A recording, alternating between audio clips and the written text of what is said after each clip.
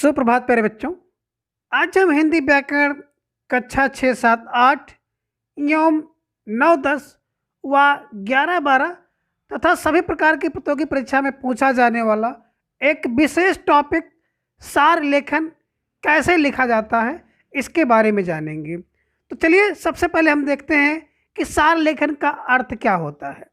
तो देखिए बच्चों, किसी दिए हुए गद्यांश, अवतरण, अनुच्छेद तथा भाषण में वर्णित मुख्य भाव को पहचान करके उसे संक्षिप्त एवं गढ़ा हुआ रूप दे देना ही सार लेखन कहलाता है।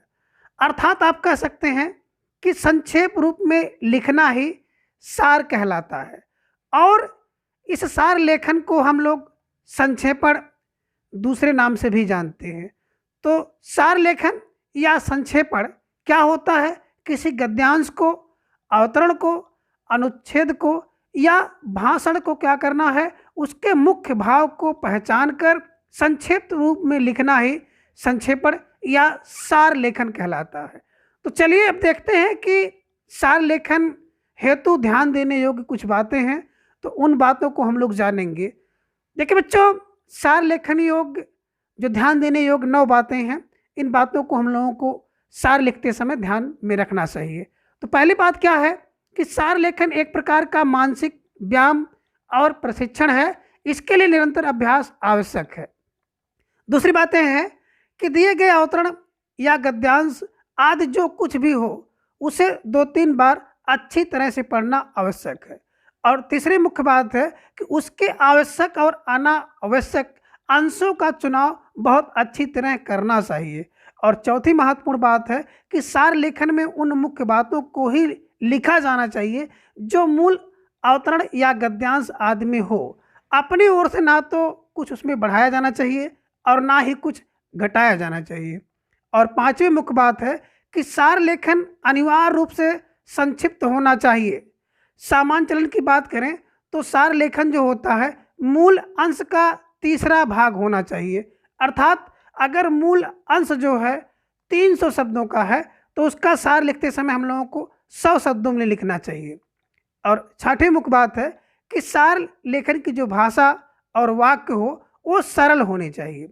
और सातवीं मुख्य बात है कि सार लेखन में भाव और भाषा में प्रवाह और क्रमबद्धता होनी चाहिए। और आठवीं मुख्य बात है कि मूल अंश में दिए गए संदर्भ, मुहावरे, उदाहरण आदि को नहीं दोहराना चाहिए। और नौवीं बात है कि आवश्यक होने पर उचित शीर्षक भी दिया जा सकता है। तो इस प्रकार का इन 9 बातों को ध्यान में रख करके हम लोग एक अच्छा सार लेखन कार्य कर सकते हैं या संक्षेपण लिख सकते हैं। अब हम एक अवतरण के सार लेखन का अभ्यास देखेंगे। तो देखिए बच्चों, आपको स्क्रीन पर एक अवतरण दिखाई दे रहा है और अवतरण इस प्रकार है। आज के समाज में नारी को संपूर्ण अधिकार प्राप्त हैं। वह आत्मनिर्भर रहने के लिए तरह तरह के कार्य करती हैं। नारी का स्थान किसी मामले में पुरुषों से कम नहीं है।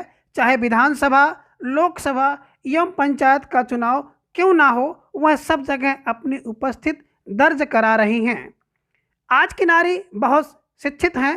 लड़कियां हर क्षेत्र में लड़कों को पीछे छोड़ रही हैं। नारी हर वक्त पुरुष का साथ देती हैं। जो कार्य पहले नारी नहीं करती थी वह आज खुली आज़ादी से कर रही हैं। स्वतंत्रता संग्राम में भाग लेकर नारी ने परंपरागत प्रथाओं को तोड़ दिया है। नारी समाज के हर क्षेत्र में संघर्षरत हैं। सामाजिक कार्यों में वह अपना हाथ बटाती हैं। अब पुरुषों का स्त्री से तलाक लेना आसान नहीं रहा। सरकार द्वारा भी नारी शिक्षा पर विशेष ध्यान दिया जा रहा है। नारी को सरकारी सुविधाओं में आरक्षण व्यवस्था की गई हैं। आधुनिक नारी अंतरिक्ष में विचरण कर रही हैं और यह कि किसी के दबाव में ना रहकर स्वतंत्र रहना पसंद कर रही हैं। अब उपयुक्त अवतरण के आधार पर जो 2 प्रश्न दिए गए हैं उन प्रश्नों को देखें। पहला प्रश्न है उपयुक्त अवतरण का उचित शीर्षक लिखो। और दूसरा प्रश्न है उपयुक्त अवतरण का सार लिखो। अब प्रश्न संख्या 1 का उत्तर होगा कि आधुनिक समाज में नारी उपयुक्त अवतरण का उचित शीर्षक है। अब प्रश्न संख्या 2 का उत्तर उपयुक्त अवतरण का सार इस प्रकार से लिखा जा सकता है। आज समाज में नारी आत्मनिर्भर और अधिकार प्राप्त हो गई हैं। वह चुनावों से लेकर हर जगह पुरुषों के बराबर हो गई हैं। शिक्षित नारी पुरुषों से आगे होने की होड़ कर रही हैं। स्वतंत्रता संग्राम में भागीदारी करने वाली हर नारी हर क्षेत्र में संघर्षरत हैं। वह अपने अधिकारों के प्रति सचेत हो गई हैं। सरकार ने भी आरक्षण आदि देते हुए नारी की स्थिति की ओर विशेष ध्यान दिया है। आज नारी स्वतंत्र है। तो इस प्रकार आप इसका सार लिख सकते हैं। अब एक जो है अच्छे सार लेखन के लिए निम्न विशेषताओं का होना आवश्यक है। तो पहली विशेषता संतुलित आकार। आपके द्वारा जो सार लिखा जाए उसका आकार संतुलित होना चाहिए, ना तो बहुत बड़ा होना चाहिए और ना तो बहुत छोटा होना चाहिए। अगर आकार की बात करें तो मूल का लगभग 1/3 होना चाहिए। अगर मूल अवतरण, गद्यांश, अनुच्छेद या भाषण आपका 300 शब्दों का है तो उसका सार आपको 100 शब्दों में लिखना चाहिए। दूसरी महत्वपूर्ण बात है कि पूर्णता होनी चाहिए। जो सारांश आपके द्वारा लिखा जाए उसमें पूर्णता हो, अर्थात उसमें सभी तथ्यों का समावेश होना चाहिए। और तीसरी महत्वपूर्ण विशेषता है कि शुद्धता होनी चाहिए। आपके द्वारा जो सार लिखा जाए उसमें शुद्धता होनी चाहिए। किसी भी तथ्य को बदला ना जाए, बिल्कुल उसी रूप में लिख दिया जाए, उसमें कुछ काटा या जोड़ा नहीं जाना चाहिए। और चौथी महत्वपूर्ण बात है भाषा सरल हो, सुस्पष्ट हो और शुद्ध होनी चाहिए। और पांचवी महत्वपूर्ण विशेषता है कि उसकी सुबोधता होनी चाहिए, अर्थात जो सार आपके द्वारा लिखा जाए वो सबकी समझ में आए, इस प्रकार की शैली का प्रयोग करना चाहिए।